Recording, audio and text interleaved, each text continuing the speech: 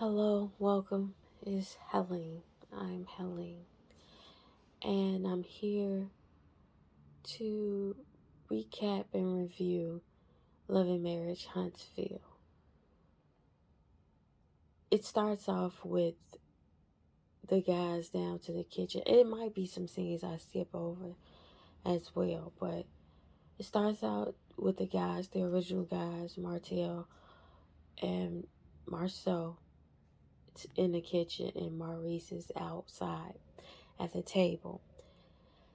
Marceau is cooking steaks, I believe. He brings them out. They convene at the table.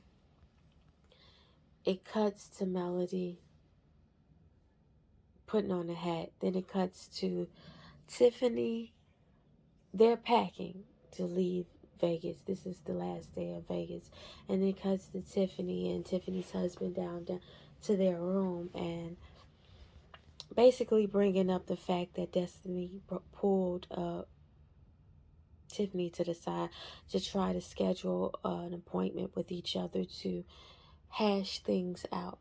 Now, what I did notice is the scene that they show as that pulling to the side moment was the scene in which last week I saw Destiny and Tiffany go off to the side and talk amongst themselves. So anyway, fast forward, they cut to a scene where Kimmy comes into the room with Tisha and asks Tisha about the previous day. She essentially wants to address how Tisha felt about Marceau not participating in the vow renewal, and did Tisha feel bothered.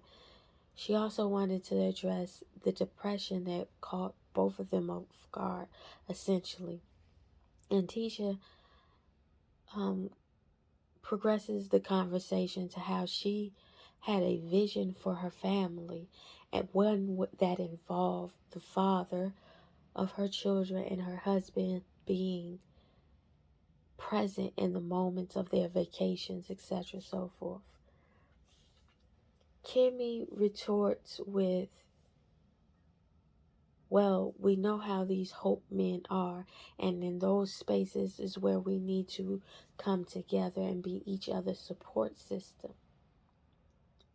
I think the fuck not, Kimmy, but this that sentiment is amplified in my being when we fast forward to the next scene into future scenes. So anyway, they have that conversation. Then it cuts to the men, back to the men outside eating, and Martell essentially says that, Marceau inspired him to take some self inventory and see if he himself is depressed. And Marceau then brings up the fact that he's anxious all the time and always anticipating what he has to accomplish next. And he feels 8 o'clock internally, 8 a.m. internally, no matter what the circumstances is. And that is predicated upon how much things he has on his plate. He goes down to the confessionals and speaks of the stress being something like him trying to maintain flight and trying to keep his wings in the air, and essentially excuse me, essentially he is afraid of falling. And what I got from that metaphor was he hasn't taken into account that everything that is designed to fly, every being that is designed to fly, is equipped to land and relaunch. And it sounds like he has a fear that if he goes down, he doesn't have the faith that he can get back up. back to the point of Martell telling Marcel he was inspired to do self-inventory and say, man, maybe I acknowledge my depression. I think that's true because I believe that men are emotionally unintelligent. And that's not because they lack the capacity to have an emotional IQ, high IQ. I believe that males are indoctrinated into a paradigm that views emotion as mutually exclusive to logic. And so I believe Martell when he said that. Fast forward, they go down to um I'm gonna skip over Tiffany and Melody at her office, but at least essentially it was about Destiny. Tiffany came down and Melody gave a commercial for her merch. Fast forward, Martell brings his son to Tiffany's husband's batting range, it appeared to be. And I guess to see if little Martell was qualified to get Tiffany's husband's coaching. They go and watch that, and then eventually Martell and Tiffany's husband go off to the side. I'm believing his name is Lewis, so I'm gonna start calling him Lewis. So him and Lewis go off to the side, and they discuss the temperature of Melody and Martell down in Las Vegas and how maybe Martell and Melody need to not allow the triggers to be so triggering. And Tiffany's husband, Lewis, tells Martell maybe he wants to consider to let it go, basically. Don't allow the triggers to be the trigger. And then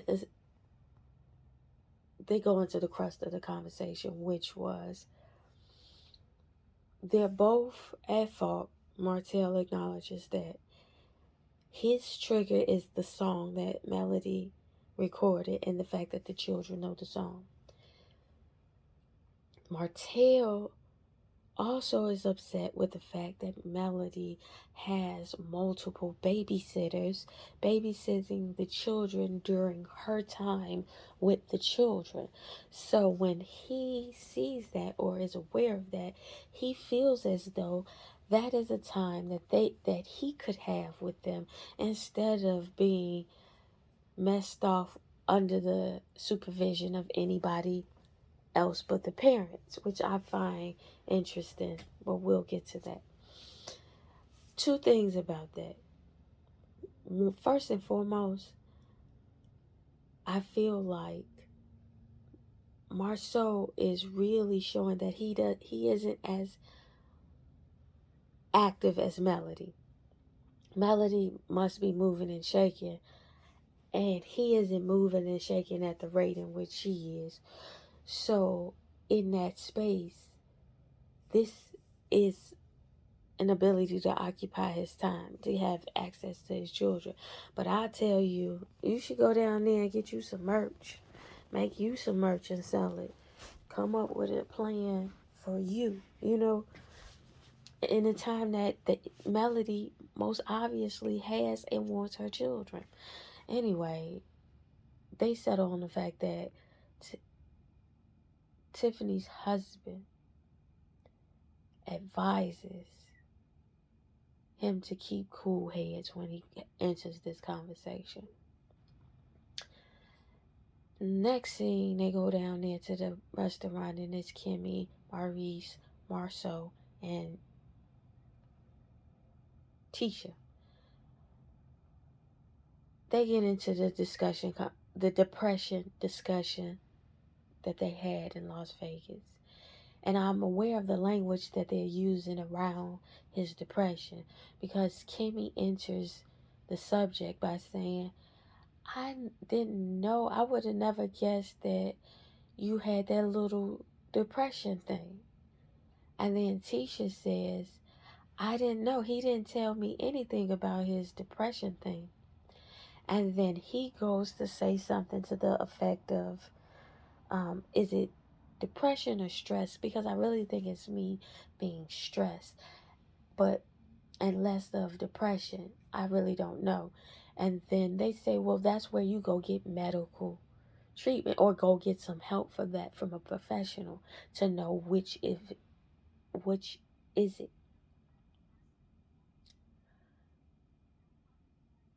Kimmy, no, not Kimmy, but Tisha then goes and says, if it's anything that I can do, now mind you, if it's anything that I can do, let me know. And he says that, listen to me more. Tisha get down to the confessional and say, girl, I've been listening to you. I don't know how much more I can listen to you. And I believe her. And I believe those spaces where she isn't, where she does things despite what he says, is not about not hearing him or not listening to him. It's the fact that she is assuaging his moods and his needs to the extent where she's trying to steal a little bit of what she wants from him. When I say that, referring to that, what was that? Devouring, you know. Like that was a way for her to steal a moment for herself in an vacation that was supposed to be centered around their marriage. It really lacked the ingredient of their marriage being the centerpiece, unless it was of turmoil. But I fast forward the conversation. So he said, I wish you would listen. Then they go into deeper conversation about, okay, so you wish I would listen, but I wish you would tell me that you are going through these things. Kimmy and then Tisha gets into a discussion about how they need to talk. No, how he needs to seek a therapist. And then Tisha goes, yes, I get that, but talk to me first. Kimmy goes, well, to talk to you first, it might be the spouse as the issue, and he may need to go to a therapist to talk about that. So Tisha goes down to the confessionals and says, well, damn, Kimmy, I thought we was the homies. You threw me under the bus like that. And I think, so here's the thing. I'm on Tisha's side to the extent in that conversation that they were having at the table and in the confessional, the extent of the conversation they were having in the confessional, that Tisha was posing in the confessional about you threw me under the bus. I think, yeah, she threw you under the bus, but not because of you. Because the probability that somebody in his cipher could be a catalyst or an inflammation of his depression should be shared with an outside source. Yes, that is slight throwing you under the bus, but at the table, I'm with you, Tisha. Kimmy was dead as, like, no. And it goes back to the power dynamic that I keep bringing up, not power dynamic, but the power show. The Tasha and Ghost dynamic that everybody get mad at Tasha because Ghost asks her a question. How do you see me in the future? And Tasha goes, as the biggest drug dealer there ever was or whatever. And he says nothing after that. They both entered this marriage with one premise. If nigga you amended the premise, then let a nigga know. There is viable information that I should be privy to if you have amended your vision that I thought we shared. Case in point in what I'm trying to, the same dynamic I'm trying to address with Tisha and Marceau. It's like, yes, you say I don't listen, but here I'm asking you for that information, and you not even offering important information I should have. Everybody's around me telling me about my business. Everybody's around me telling me what Marceau said. But Marceau ain't told me what Marceau said. So yes, before he could get to a therapist so I can encourage it, let me know. Let me know. Secondly, if you're depressed, nigga, go get help. But then they go deeper into that conversation. The conversation goes on and on. Essentially, they're trying to encourage him to go to counseling, and Marceau is maneuvering and just saying no. And he goes into this part of his life where he feels like he grew up poor, so now he doesn't want to be poor, and he's trying to figure out if having is worth the sacrifice. Okay. And Maurice goes, well, not only did you grow up poor, but I grew up poor, so let's go down and find some help to address our trauma together. He says no. So essentially, he ain't with trying to heal himself. Another thing he said when they were asking him to go get help, he was saying that his depression only has been the duration of the project that he has been working on. And once that's off his plate, and if the feeling persists, then he'll go address it with professionals. And to me, I think I wrote down, nah, nigga, you could do that and work at the project. If you have an injury, if you're hurting and you don't take yourself down to find a solution, you might be exacerbating the problem with the stuff that you seem to want to address first. Meaning your work might be exacerbating your injury, and until you seek professional help to learn how to appropriately amend your environment in all your environment, be it life, home, and work, you might be making yourself iller, if I may make up such a word. But until you seek a professional, you're going to just be making more problems. So that was the crux of that scene. Then fast forward, Mel go down to meet Martell, who's already at a little cute spot, it looked like. And Mel, they discuss how each other triggers each other down to Las Vegas and what was happening in Las Vegas. Then Martell brought up Melody and the babysitters that she has, and how many babysitters she has around his children, and that he doesn't want multiple people babysitting and raising and having that amount of influence in his children's lives. I think there is, never mind, I'm not even going to posit that into the universe unless I have more evidence. But anyway, so he said, you got like 10 babysitters. Melody says, you're a lie. I only had 2. I have 2. He was like, but I know for a fact on X day that you had 3 people babysitting them because my children came back to She goes, yes. She goes, she catches up to what date he has in his mind. And she goes, yes, 3 people did babysit him. And one of them was your cousin. And that doesn't make that person a babysitter because they watched them for 2 hours. It says they babysitted, so they were a babysitter. So Marceau is basically playing semantics. And so Marceau goes, all I'm trying to say is basically, whenever you need to have a babysitter and you have them, no matter where you have them, it could be in Georgia. Tell me when you need to have a babysitter, and then I'll come get them. And Martell is sounding like how bitter single mothers be sounding when the father has primary custody and they have shared custody. So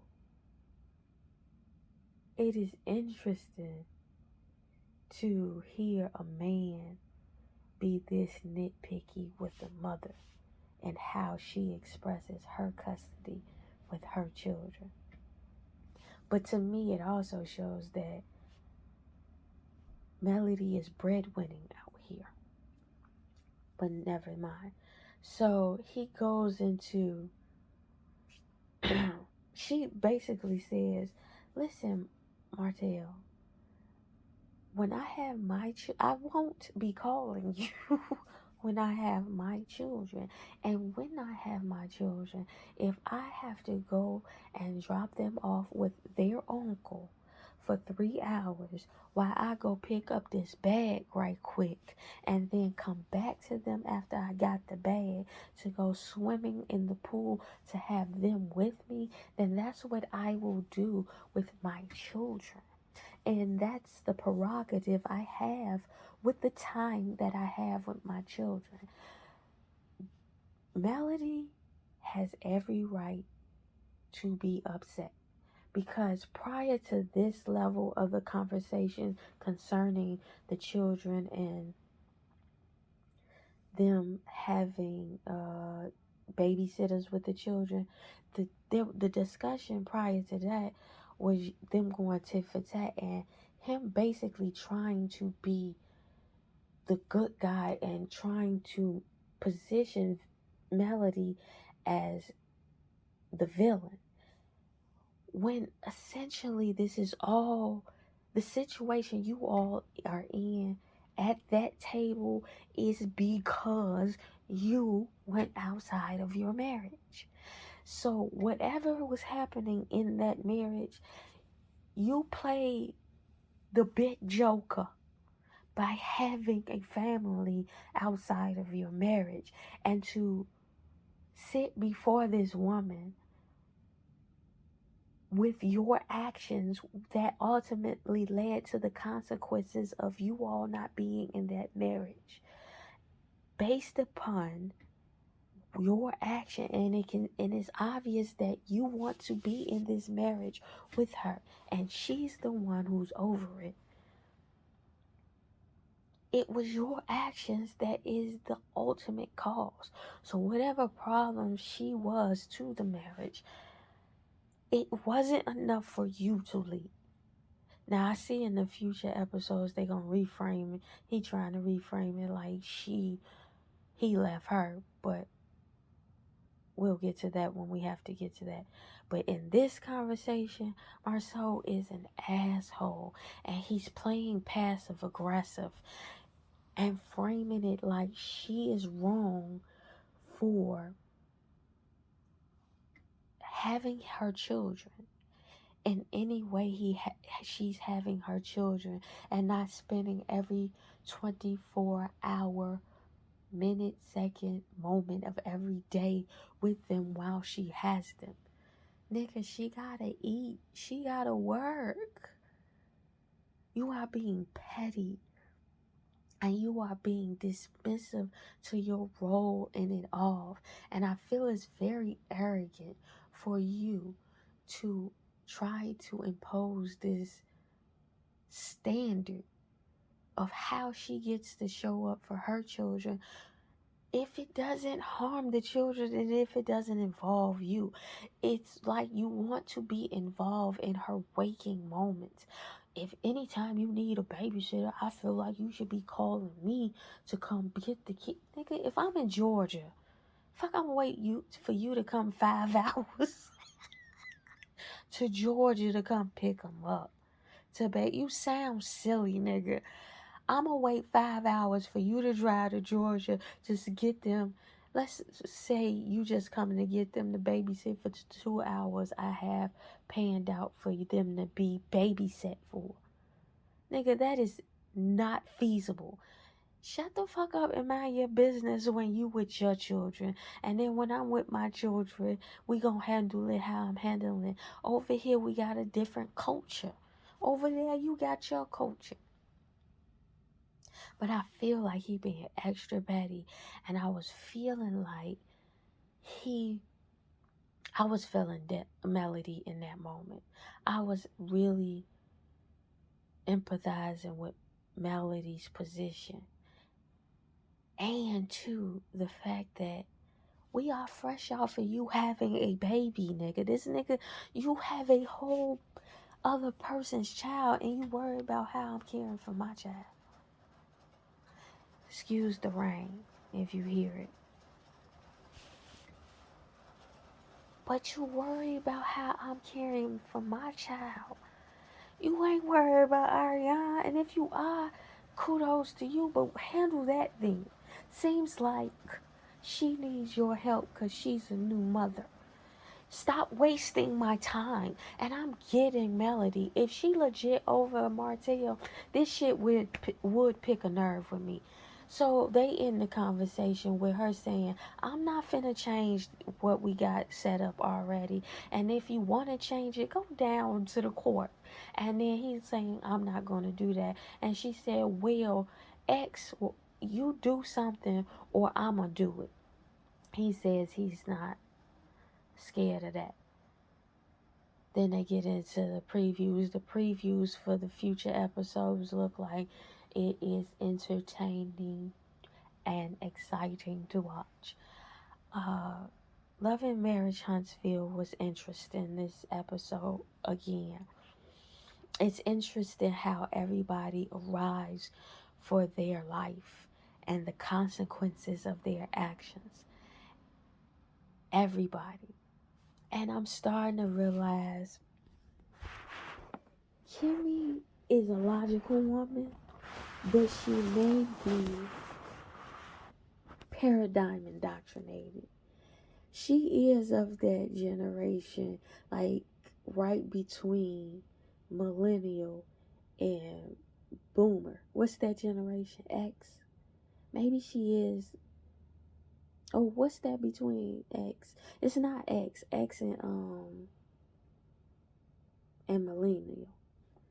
She's in between that age, so she might still fall in the perceptions of the centricity of marriage being on the men, because I understand men being men and marrying the man and knowing who you marry.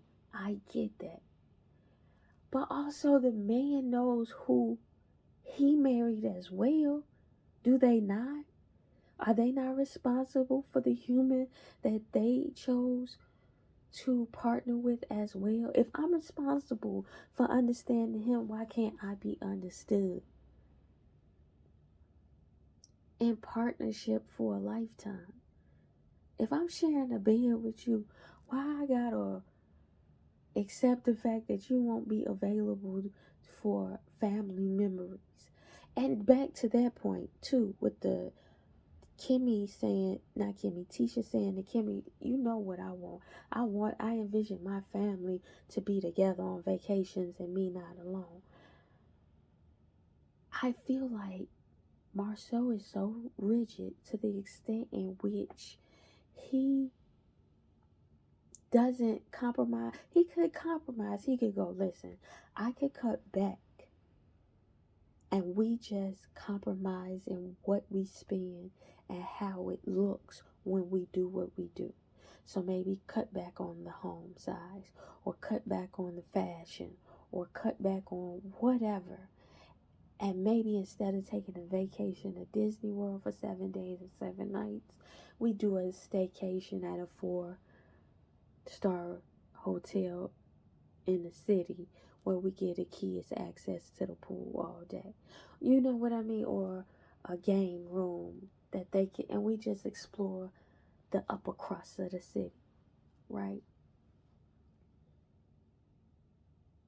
But it seems that Marceau doesn't have that capacity for his wife. It really seems rigid, and where it seems rigid, Kimmy seems to accept it. And even in that moment back episodes ago where Kimmy was left at the table where Marceau had not told her about, not Marceau, but Maurice had not told her about the situation concerning their children. He left her blindsided to have an outsider give information to her that her own husband didn't offer her, which is exactly what Tisha is going through. So I don't understand what Marceau is saying about Tisha don't listen. Nigga, you don't talk. You talk to everybody else but Tisha. That's why she's hearing it and listening from everybody else what's going on. So I'll call BS on that listening shit.